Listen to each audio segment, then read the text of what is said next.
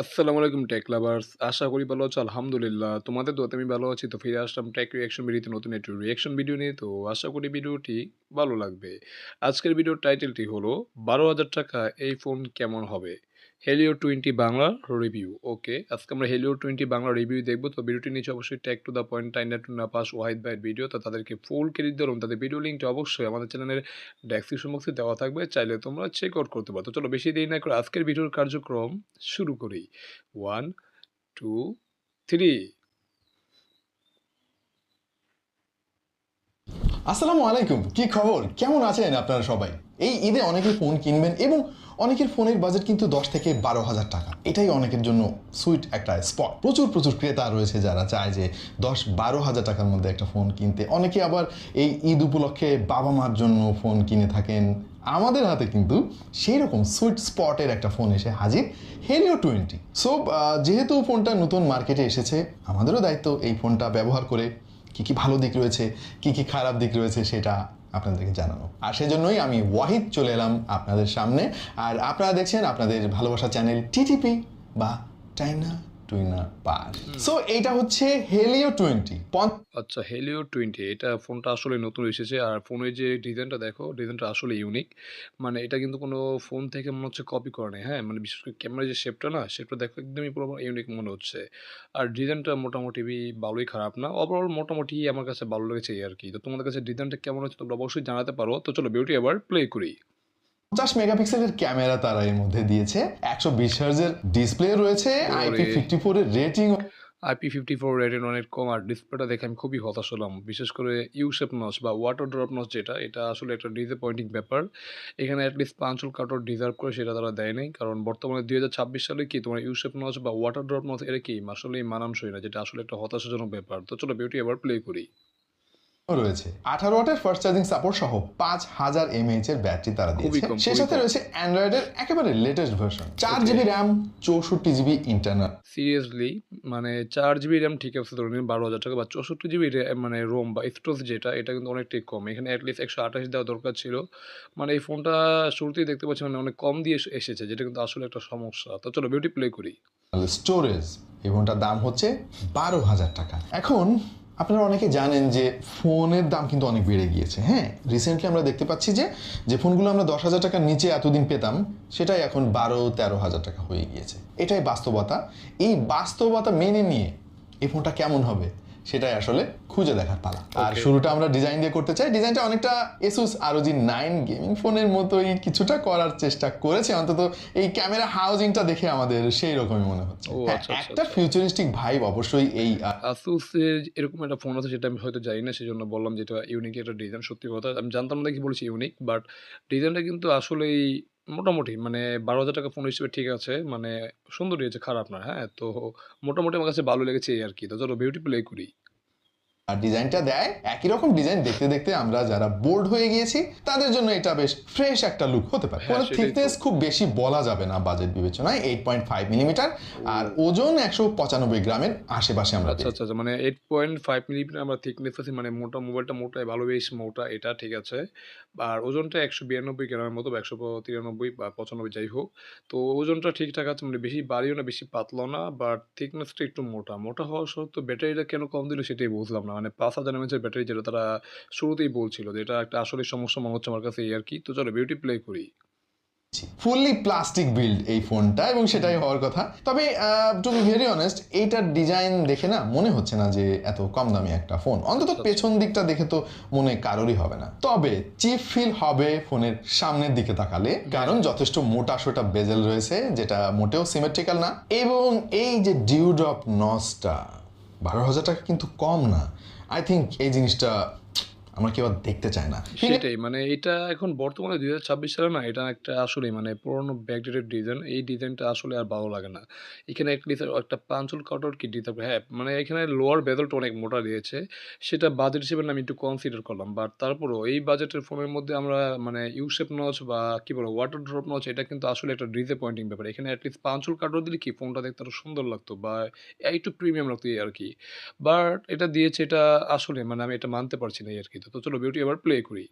Fingerprint সেন্সরটা পাওয়ার বাটনের সঙ্গে implement করা এবং আমাদের কাছে যথেষ্ট ফাস্টই মনে হলো। অলরাইট, ডিজাইন জিনিসটা একেবারে আপেক্ষিক, আমার কাছে ভালো লাগলে আপনার কাছে ভালো না। ও সরি ভাই, এইটা এখানে ভুলে গেছি সরাইতে আর কি, মানে কিছু মনে করেন না আর কি।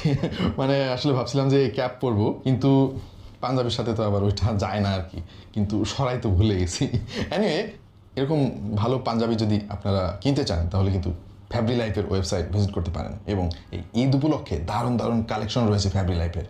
আর TTP10 এই কুপন কোডটা ইউজ করলে কিন্তু 10% ডিসকাউন্ট পেয়ে যাবেন। Go check it out. সময় কিন্তু খুব কম, ঈদ চলে আসলো প্রায়। ডিসপ্লেটা ওকে টাইপের আসলে, 6.75 ইঞ্চির একটা HD প্লাস প্যানেল, এবং এই বাজেটে আমার মনে হয় না এখন আর ফুল HD প্যানেল আমরা হ্যাঁ, সেটাই মানে HD প্লাস ডিসপ্লে পাচ্ছি 6.75 ইঞ্চির।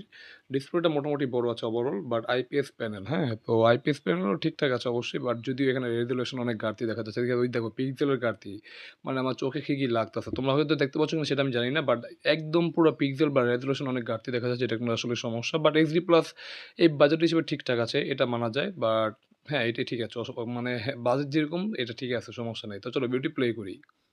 দেখতে চলেছি। এনিওয়ে, পিক্সেল ডেনসিটি 260, একটু শার্পনেসের ঘাটতি আপনারা অবশ্যই সবাই অনেক খেয়াল ঘাটতি। করবেন, তবে এন্ট্রি লেভেলের ফোন বলে হয়তো এই জিনিসটা কেউ কেউ মেনে নেবেন। ডিসপ্লেটার কালার রিপ্রোডাকশন ডিসেন্ট, মানে একেবারে খারাপ বলা যাচ্ছে না, আর অনেক মোটামুটি ভালো না। কালারফুলই আর কি। আমি যেটা মিস করেছি সেটা হলো কালারগুলো একটু ফ্ল্যাট মনে হলো আমার কাছে। যেরকম পপ টপ কালার আমরা দেখে থাকি, সেইটা মনে হয় না যে এখন আর সম্ভব হবে এই দামে। হ্যাঁ, ব্রাইটনেস নিয়ে একটা ইস্যু কিন্তু আছে এই ফোনের। 500 নিটস হচ্ছে এটার পিক ওরে অনেক ব্রাইটনেস। কম, অনেক কম। সো ইনডোরে নো ইস্যু, বাট আউটডোরে গেলে যদি ডিরেক্ট সানলাইটের মধ্যে আপনি ফোন অপারেট করেন, তখন ভাই ফুল ব্রাইটনেস দিলেও দেখবেন যে কষ্ট হচ্ছে মাঝে মাঝে আর কি। হ্যাঁ, 500 নিচে পিক ব্রাইটনেস এটা কিন্তু আসলে অনেক কমে। বর্তমানে কিন্তু আমরা 4500, 3000 বা 4500 এরকম পেয়ে থাকি, ঠিক আছে? বাট ওই তুলনায় এটা যদি হিসাব করি তাহলে এটা অনেকটাই ব্রাইটনেস কম। মানে 500 নিচে পিক ব্রাইটনেস মানে মোটামুটি তুমি ইনডোরে ঠিকঠাক ইউজ করতে পারলেও, মানে এর বাইরে যদি ইউজ করতে মানে আউটডোরে যদি ইউজ করতে চাও তাহলে কি মানে রোদের সামনে তুমি ফোনটাকে বেশ স্ট্রাগল করতে হবে, যেটা কিন্তু আসলেই সমস্যা। তো বাজেট হিসেবে ঠিক আছে, বাট আরেকটু মানে পিক ব্রাইটনেসটা যদি আরেকটু বাড়াই দিত তাহলে আসলেই ভালো হতোই আরকি। যেহেতু বর্তমানে নাম্বার গেমিংয়ে খেলা হয়। তো চলো বিউটি প্লে করি। আর পাশাপাশি আমরা একটু কালার শিফটিং ইস্যু খেয়াল করেছি, বিশেষ করে যখন ইউটিউবে ভিডিও দেখছি বা গেমিং করার সময় একটু অ্যাঙ্গেল থেকে দেখতে গেলেই মনে হচ্ছিল ব্রাইটনেস আরো অনেক কমে গিয়েছে। ইউনিএসওসি T7250 এটা একটা এই কমন চিপসেটটার বেশ কয়েকটা ফোনের রিভিউ এটা কিন্তু আমরা এটা করেছি। এটা ভাই ফুললি কমন একটা চিপসেট, মানে T750 ইউনিএক্সিস এর চিপসেট দিয়ে এসেছে। তো এটা আর বলার কোনো অপেক্ষা নাই, যেটা তোমরা ভালো করে জানো। এর আগে আমরা যতগুলা 12 থেকে 15,000 টাকা ফোনের কি মানে রিঅ্যাকশন করেছি, সেটা তো সেসব ফোনে থেকে তোমরা মানে এই চিপসেটটা দেখতে পেয়েছো। তো এখানে আর বলার মতো তেমন কিছুই নেই। বাট এখানে আমি যদি বলি তাহলে এই চিপসেটটা আমার কাছে ভালো লাগে না, সত্যি কথা। কারণ এটা আমার কাছে একটু ওই তো খারাপ লাগে আরকি। এখানে MediaTek G81 বা G85 দিত তাহলে বলতাম যে ওটাকে আমি এগিয়ে রাখতাম। যদিও আন্তঃদেশ করে এটা এগিয়ে থাকে, বাট আন্তঃদেশ করে দিয়ে কি সবসময় কিন্তু মোবাইল পরিমাপ করা যায় না, ঠিক আছে? মানে লং রানে পারফরম্যান্সের জন্য MediaTek এর চিপসেটগুলোই দরকার। আর এটা তো লং রানে বেশি একটা ভালো করে না, সেটা তোমরা ভালো করে জানো। তো চলো বিউটি প্লে করি। রিসেন্টলি এন্ট্রি লেভেলের প্রসেসর হিসেবে এইটাকে খুব বেশি খারাপ বলা যাচ্ছে না। এখন মার্কেটের যে অবস্থা, আমি যে বলবো যে না এটার পরিবর্তে 7300 দিলে অনেক ভালো হতো, আমার মনে হয় চাওয়াটা একটু বেশি হয়ে যাবে। খুব বেশি ডিটেইলে আমরা গেলাম না, কারণ এই একই চিপসেটের অনেকগুলো ফোনের রিভিউ আপনারা অলরেডি দেখেছেন। আর এতে অ্যান্ড্রয়েডের একেবারে লেটেস্ট ভার্সন অ্যান্ড্রয়েড 16 ইউজ করেছে হেলিও। সেই সঙ্গে রয়েছে স্টক অ্যান্ড্রয়েডের মতো একটা ফিক্সড ইউআইটা যথেষ্ট স্মুথই আমার কাছে মনে হলো। মানে বাজেটের কথা যদি আপনি মাথায় রাখেন তখন তো এক্সপেকটেশন অনেক বেশি থাকবে না, সেই বিবেচনায় আমার কাছে মনে হয়েছে যে এটা ঠিকঠাকই কাজ করছে। বেশ কিছু আনওয়ান্টেড ব্লটওয়্যার আছে যেটা আপনি চাইলে আনইনস্টল বা ডিসেবল করতে পারবেন। র্যাম ম্যানেজমেন্ট যে খুব বেশি ভালো সেটা জোর দিয়ে বলার সুযোগ নাই, যেহেতু একেবারে এন্ট্রি লেভেলের ফোন, তাই এই জিনিসটা আপনাকে কম্প্রোমাইজ করতে হবে। র্যাম ম্যানেজমেন্টের যদি কথা বলি, 4 GB র্যাম ঠিক আছে, মানে 12,000 টাকা 4 GB র্যাম পাচ্ছি, এটা ঠিক আছে। বাট মানে 64 GB যে স্টোরেজ, এটা এটা অনেকটা কিন্তু কম হয়ে যাচ্ছে, তাই না? এখানে যদি অ্যাটলিস্ট 128 GB কি স্টোরেজ দিত তাহলে বলতাম যে ঠিকঠাক ছিল। বাট এখানেও তারা একটু কস্ট কাট করেছে এই আর কি। যদিও র্যামের দাম বা রোমের দাম কি মানে অনেকটা বেড়ে গিয়েছে, সেটা আমরা ভালো করে জানি। তারপরেও এখানে অনেকটাই কস্ট কাট করা হয়েছে। এই বাজেটের মধ্যে আমরা 128 GB কি দেখেছি, ঠিক আছে? মানে রিসেন্টলি আমার অনেকগুলো ফোন কি মানে রিঅ্যাকশন করেছি, সেগুলোর মধ্যে কি ছিল। তো ওই হিসেবে ওই তুলনায় যদি করি তাহলে এটা অনেকটাই কম। তো চলো বিউটি প্লে করি। অ্যান্ড্রয়েডের ম্যাক্সিমাম ফিচার কিন্তু আপনি পাবেন না এখানে, কাস্টমাইজেশনের সুযোগ কিন্তু অনেক কম। তবে বেশ কিছু বিল্ট ইন থিম পাবেন এবং হালকা আইকন লেআউট, ওয়ালপেপার চেঞ্জ ইত্যাদি ছোটখাটো বেসিক কাস্টমাইজেশন এতে রয়েছে। তবে আর একটা জিনিস কিন্তু মানে সারপ্রাইজিং, আর সেটা হলো হেলিওর ফোনে 3 বছরের major Android update wow, impressive. অবশ্যই অ্যাপ্রিসিয়েট করার মতো এটা ব্যাপার, আসলে কারণ ভালো। এর আগে আমরা দেখেছি যে হেলিওর ফোনে কিন্তু খুব বেশি আপডেট আসে না।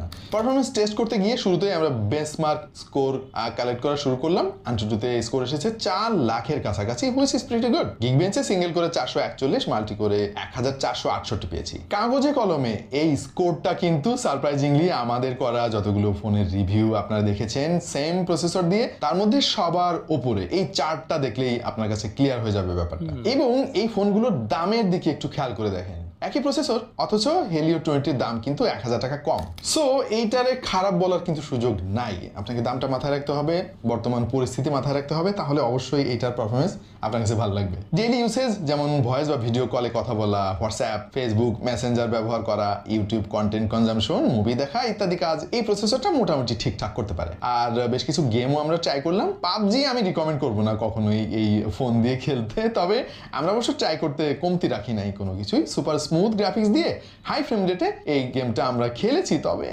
খুব বেশি যে ভালো পারফরমেন্স পেয়েছি সেটা না। ফ্রি ফায়ার অবশ্য মোটামুটি ঠিকঠাকই চলেছে, স্মুথ গ্রাফিক্স সেটিংসে ভালোই প্লেয়েবল ছিল বলে আমাদের কাছে মনে হয়েছে। অবশ্য লং সেশনে বেশ খানিকটা ল্যাগ এবং হিকাপের দেখা আমরা পেয়েছি, বিশেষ করে এনিমির সংখ্যা যখন বেড়ে যায় বা অ্যাকশন সিকোয়েন্স সামনে আসে তখন কিন্তু প্রচুর ল্যাগ করা শুরু করে। অ্যাসফল্ট 9 অবশ্য তেমন কোনো ল্যাগ আমরা পাই নাই। আচ্ছা, এই ফোনের ব্যাটারি ক্যাপাসিটি হচ্ছে 5000 mAh সেটাও কম। এবং 18 ওয়াটের ফাস্ট চার্জিং সাপোর্ট আছে কিন্তু চার্জার নাই বক্সের মধ্যে। সিরিয়াসলি?